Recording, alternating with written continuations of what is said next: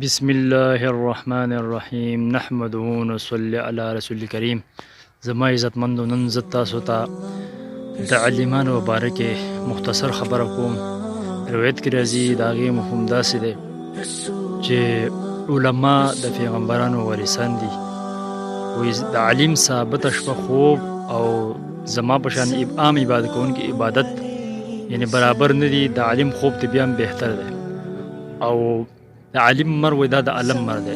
څوک چې د علم په طلب کې د خپل کور نه وځي نو د ټول ګناهونه معاف شي، او څوک چې د علم په طلب کې د خپل کور نه وځي د الله د رحمت ملایکې د دوی د قدمونو لاندې خپلې وزرې وروي.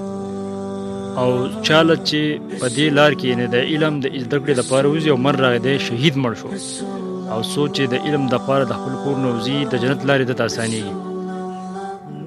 نو زما عزتمندو د علماو ډېر زیات چې دی فضایل دي چې یو حافظ قرآن په کور کې موجود وي او د قیامت ورځ بیا راشي او حساب کتاب وشي او د جهنم او د جنت فیصله وشي، نو یو حافظ قرآن چې دی د لسو هغه کسانو چې په هغو باندې جهنم حکم شوي دی به سفارش کوي، الله تعالی به هغو د جهنم نه خلاصی ورکوي.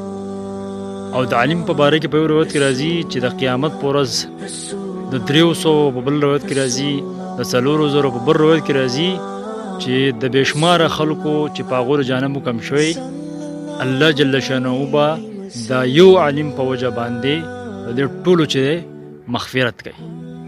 زما عزتمندو د عالمانو دومره چې دی لوی شان دی. نو عالمان موږ او ستاسو چې دی هغه د مسجد امام هم یعنی هغه زموږ عالم دی، زمونږ امام دی، خطیب هم زمونږ عالم دی، زمونږ امام دی. او دغه شانتې د ټولو علماو من قدر او عزت کوو.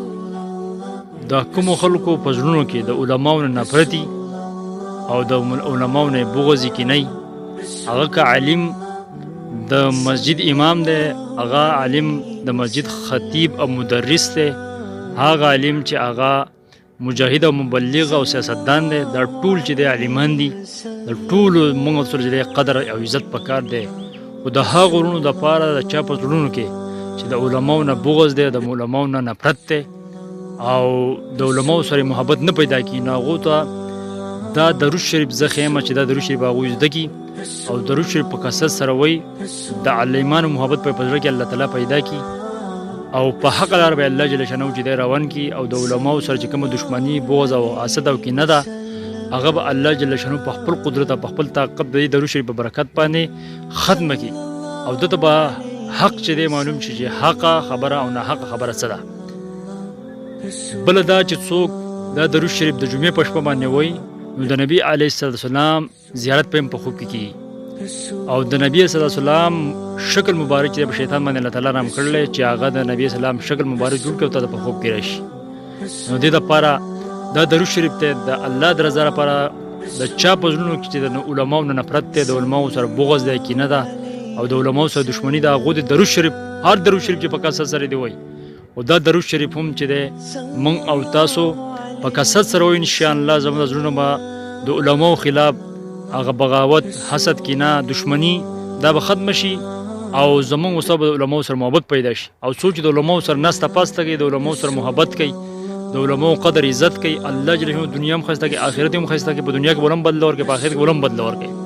نو هغه درود شریف دا دی، دا یې زده کوي او په کثرت سره یې وایي. د دین علاوه که دا چا ته نه زده کوي، بل کم درود شریف چې ورته یې زده وي هغه د په کثرت سره په ناسته، په ولاړه، په ملاسته باندې وایي. انشاءالله الله تعالی به زړه د علماو د دښمنۍ نه، د بغض، د کینې نه خالي کړي او د علماو سره، د عالمانو سره به الله تعالی محبت پیدا کړي. نو درود شریف دا دی: اللهم صل على سيدنا محمد عبدك ورسولك وصل على المؤمنين والمؤمنات والمسلمين والمسلمات. اللهم صل على محمد عبدك ورسولك وصل على المؤمنين والمؤمنات والمسلمين والمسلمات. اللهم صل على سيدنا محمد عبدك ورسولك وصل على المؤمنين والمؤمنات والمسلمين والمسلمات. دا درود شریف ډېر وایي. که دین علاوه بل کم درود شریف چاله وځي نو هغه د الله د رضا لپاره درود شریف په کثرت سره شروع کړي، انشاءالله د علماو محبت په زړه کې پیدا شي. نو دې لپاره دا ضروري خبره ده او دا چې دی دا ډېره زیاته ضروري خبره ده چې موږ او تاسو د علماو سره محبت کوو. دا ډېره زیاته ضروري خبره ده. او چې د علماو سره موږ نفرت کوو، بغض کوو، دښمني کوو، نو دا ډېره د تاوان خبره په دنیا کې هم او د مرګ په وخت کې هم او د قبر زنګدن په آخرت کې همیشه دپاره. او یو عالم فرمایل چې څوک علماو ته کنځل کوي، علماو ته بد رد وایي، علماو ته بد ګوري، نو د دوی زنکدن به هم چې دی یعنې ډېر چې دی سخي. او بل لا چې یعنې د قیامت پورې چې دی د قبر نه کله راپاڅي نو د سپي په شان دی به دی غاپي. نو دا ډېر زیات نقصانات دی او جهنم به ځای. نو چې موږ او تاسو د علماو سره محبت کوو، د علماو سره مینه کوو، د هغې دپاره موږ او تاسو په درود شریف په کثرت سره وایو. د چا په زړه کې بغض کینم او نفرت یې دښمني د علماو سره په کثرت سره دې چې دی دا درود شریف وایي، انشاءالله الله تعالی به چې زړه بدل کړي او الله تعالی به حق خبرې ته چې دی یعنې د ده زړه مایله کړي او الله تعالی به په حق خبره باندې روان کړي. الله دې موږ په دې باندې سمې القول توفیق راکړي. صلى الله عليه وسلم.